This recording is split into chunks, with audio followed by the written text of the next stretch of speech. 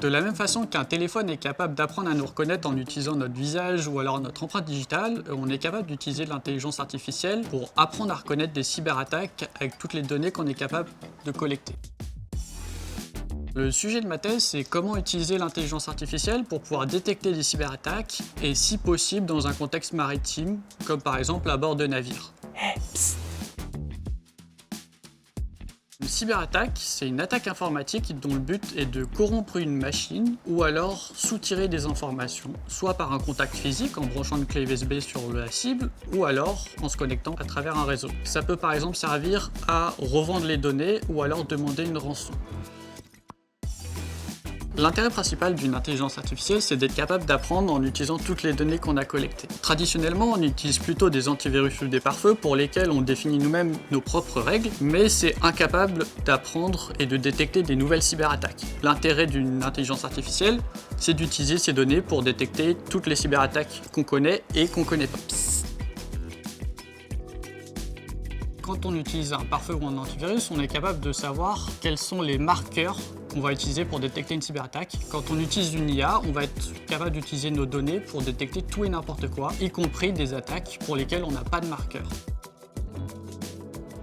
Mes résultats, ça tourne autour de tout ce qu'on peut faire avec l'IA. Donc il y a une dimension de à quel point on peut avoir confiance. Si on veut un jour peut-être rendre ça autonome, il faut pouvoir faire confiance à la machine. Il y a aussi une dimension de à quel point on comprend comment elle arrive à sa décision. Donc on doit être capable d'expliquer ça. Et le dernier point, c'est on veut être capable de détecter tout ce qu'on n'est pas capable de détecter avec nos antivirus et pare-feu. Donc il faut être capable de mieux détecter les nouvelles cyberattaques.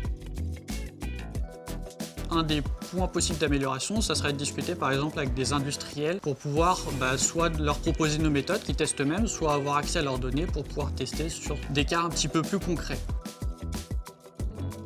J'ai toujours été intéressé par l'IA, du coup c'est ce que j'ai fait dans mes études, et aussi par la cybersécurité. Et du coup le fait de faire une thèse en IA pour la cybersécurité, c'était juste parfait en fait pour allier les deux.